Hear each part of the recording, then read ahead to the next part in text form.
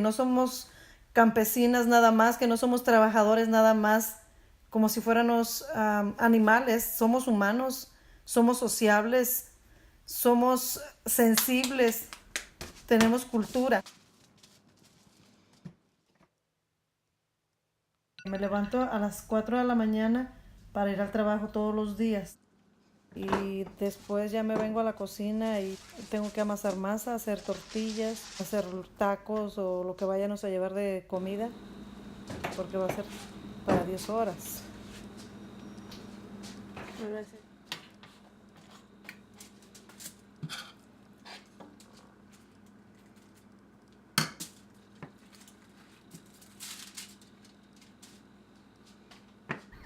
Mi nombre es Rita, soy madre de 4 hijos, soy casada, de nacionalidad mexicana, soy del estado de Michoacán. Pienso que no sé si es buena decisión porque dejé mi madre, mi padre, mis hermanos, que no los he vuelto a ver, que ya son 15 años y yo no los he vuelto a ver.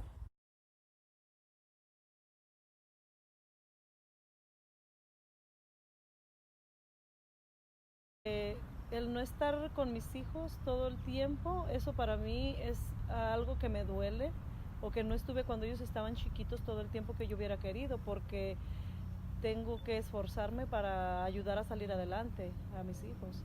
Entonces, el no estar con mis hijos el tiempo que yo quisiera. El trabajo del campo no es fácil y yo pienso que no cualquiera lo hace, solamente he mirado muy poquitos americanos, son contados, yo creo que 2 o 3 que he mirado y los demás son puros hispanos, o sea que yo pienso que ahí no se está robando nada.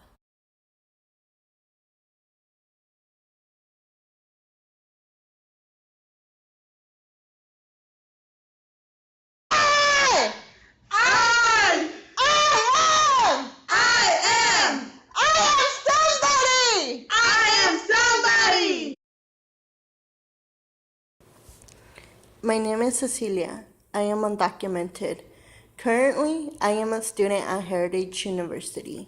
However, getting an education does not make me a better immigrant than the immigrants that are not getting an education. For this reason, I do not call myself a dreamer. A dreamer to me is a word that separates immigrants that deserve to be here versus those that don't. For example, this country does not value an undocumented abuelita as much as an undocumented student because, unlike the abuelita, the student is contributing economically. To me, the abuelita, the DACA recipient that is not going to school, the father working in the fields, the undocumented student without DACA, and all of the 11 million immigrants are just as important as the DACA recipient going to school. I believe that we deserve to be in the United States because we are human beings and we do not decide where we are born. There are no borders in the sky, so this proves that borders are a social construction. Are human beings constantly asking for a 9-digit number before acknowledging our humanity?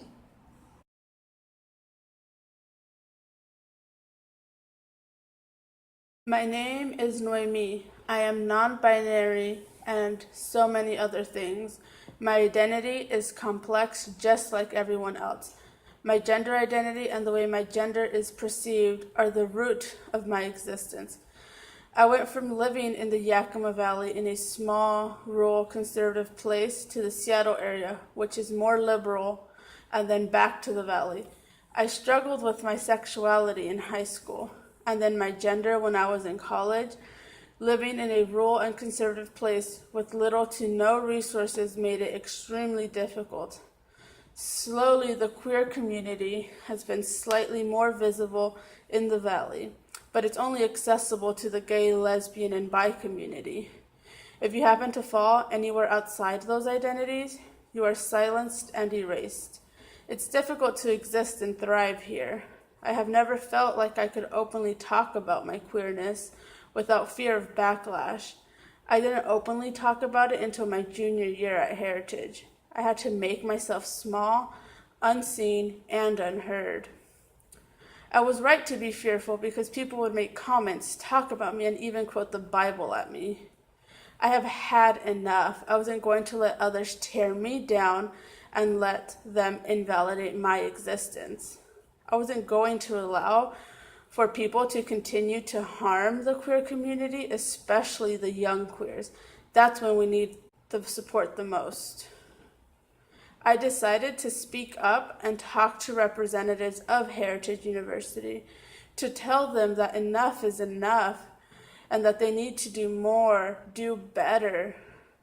I started a committee of faculty and staff and students to raise awareness on campus and offer education to cis straight folks.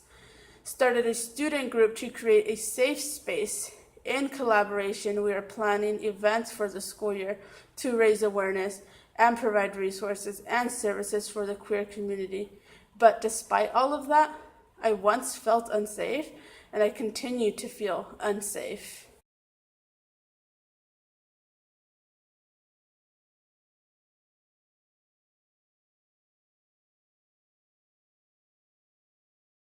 My name is Madeline Alviso Ramirez. I was born and raised in the Yakima Valley in the state of Washington. I have many titles, but the ones that define me are mother, wife, sister, daughter, and homegirl. Being from this area, I have faced many challenges to exist as a brown tattooed political Chicana. There have been situations where I faced prejudice and discrimination, not only from conservatives, but from within my own brown community. Defending my culture has been a lifelong mission. For this reason and others, I co-founded a little sisterhood that is now an international movement. Through this, I have been able to raise funds for various causes that empower and educate the barrios of Aztlán. As a collective, we have made an impact and are working towards changing the views that people have of women like me. I'm not wealthy, white, or a man. And even though everything that I was taught in the public school system tells me that those are the requirements that make people want to learn about you, I'm on a mission to dismantle that notion. I believe that learning your true history will set you free, feed your soul, and liberate your conquered mind. Through my organization, we have supported many causes, from raising awareness about the prison industrial complex to helping clothe families affected by the volcanoes in Guatemala, to helping kids pay for uniforms at school, class pictures, and other things. Just last month, one of our own members and the first recipient of a scholarship that we have designed got her PhD from the University of Southern California. Being from the Yakima Valley isn't all negative. Because I'm a product of this area, it has made me who I am today and hungry to embrace everything that makes me unique. It's been a process, and I'm very, very proud to say that I'm from this area. The people here are unapologetic, real, and I'm glad to call myself one of them.